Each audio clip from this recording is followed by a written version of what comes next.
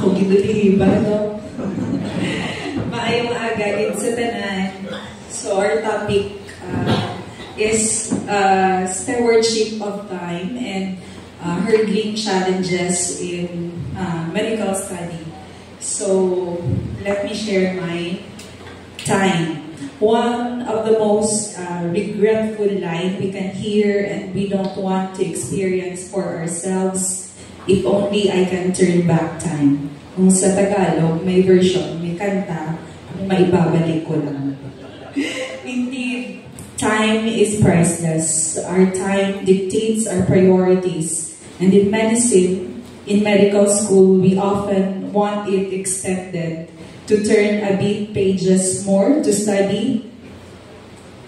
If only we can have more time for a second read or third read to master and foresee a big past when every exam results come out.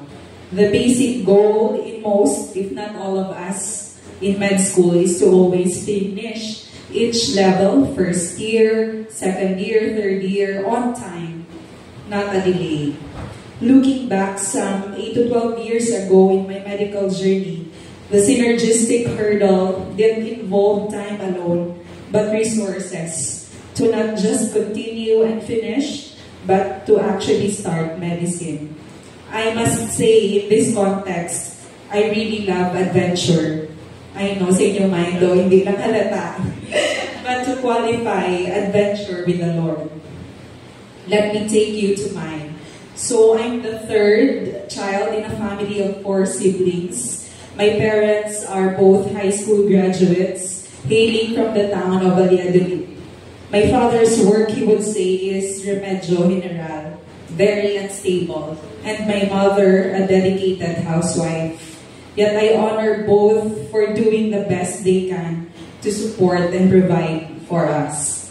Ever since elementary and high school, our daily struggle is fare, allowance, even food, the basic needs.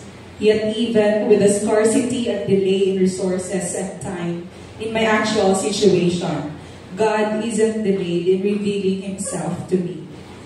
When I was 9 years old, I was invited to Indication Bible School in a Christian church in our town who reaches out to kids in the area.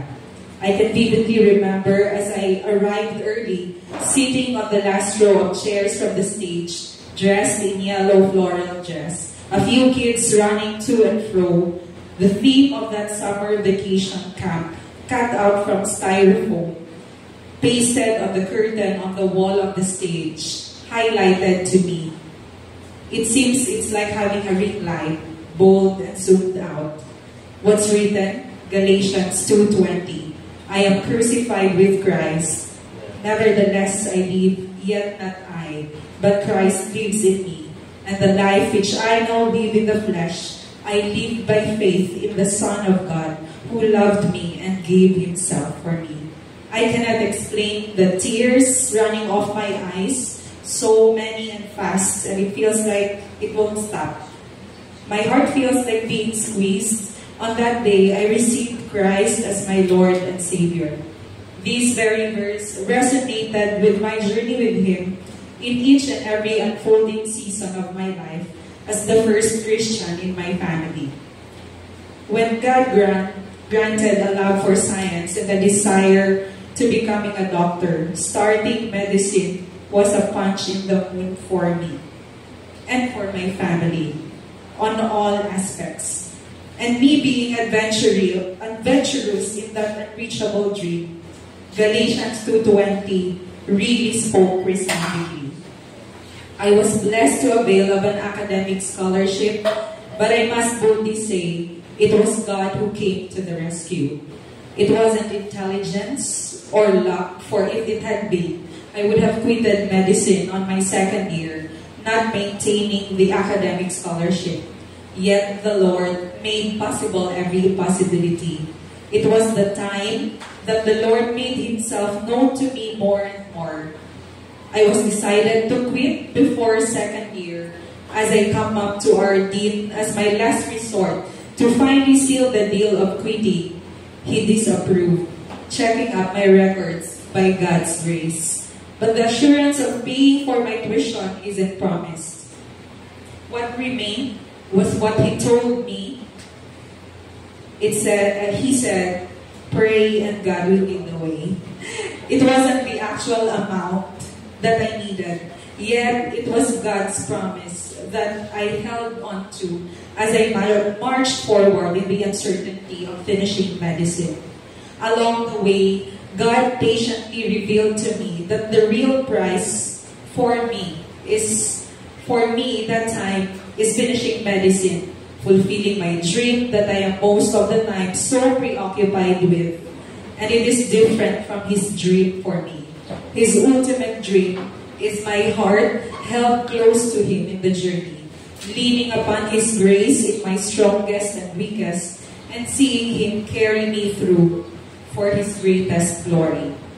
And time, as it is so scarce for us people in the medical field, from our baby steps as young aspiring physicians to full-fledged seasoned consultants, is ultimately owned by the Lord. So when He calls at 12 midnight or 4 a.m., when we're at the peak of maximum absorption of every concept read, we willingly respond in faith, in prayer, and devotion, because He can multiply in His terms the time, absolutely, that little time we have. As I continued the journey, God provided for me a community of faith. A few and sometimes more of us medical students gather every Monday, no fail, exam in and out, to be realigned with God's Word and purpose for us as medical students. For our human thinking, kanugod sometime ituod ko panatani. But it's the same family in the faith who prayed and encouraged me with the line, God is the owner of silver and gold. Roof, matapos kaginaan, He's got you. That seemingly precious time to study relentlessly multiplied to purpose in the Lord that kept me going and actually finishing by His grace.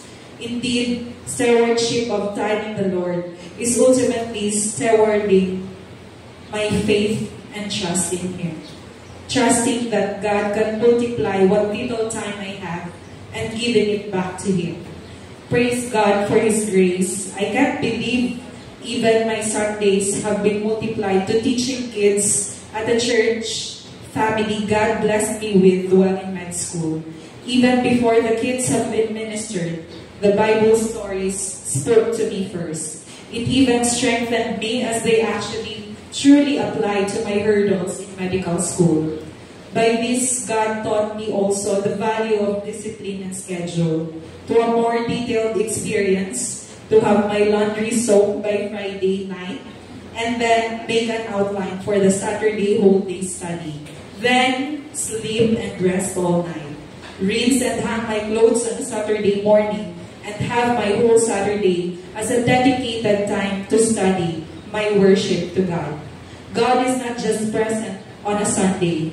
He is in the details of all we are and all we do, even in studying. And Sunday to worship with fellow believers, invite also my undergraduate dorm mates and have a short but quality lunch anywhere with them. But truly, it wasn't easy and a one-night event. It was a journey with the Lord. Sweet and bittersweet, but the assurance is that He will be present with me, making me know deeply myself, my weaknesses and strengths, what would work for me as I study, His biggest plan for me beyond passing and finishing. I am a daughter of the King of Kings and the Lord of Lords, and how special He made me for His glory.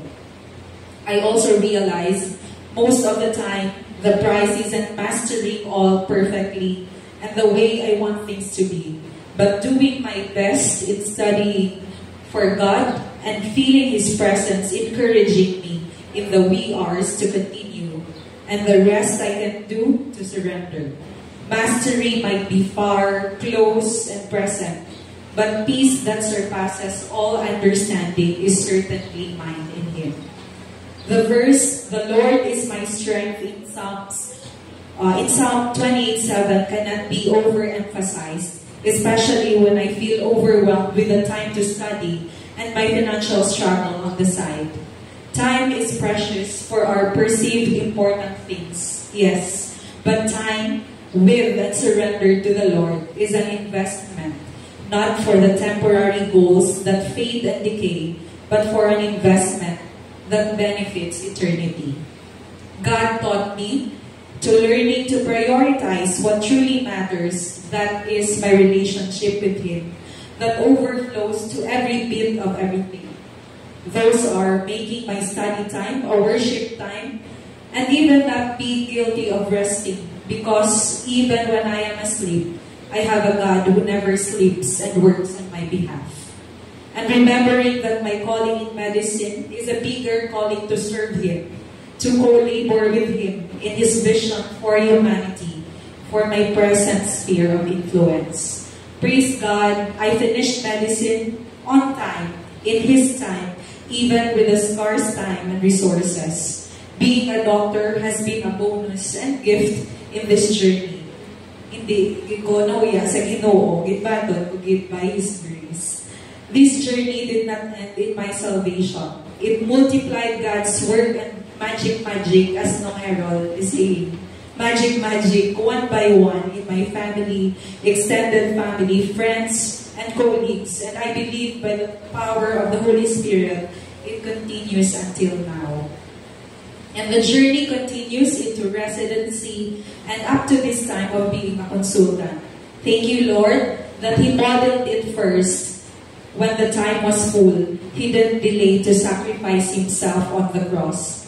Release us from the bondage of sin, and the moment we accept Him and believe His finished work, not of any account from us, salvation is rightfully ours. Time is indeed a gift from God, and a priceless worship that we can offer back to Him for His greatest glory and honor. My prayer, may this life count each and every time for Him. To God be the greatest glory.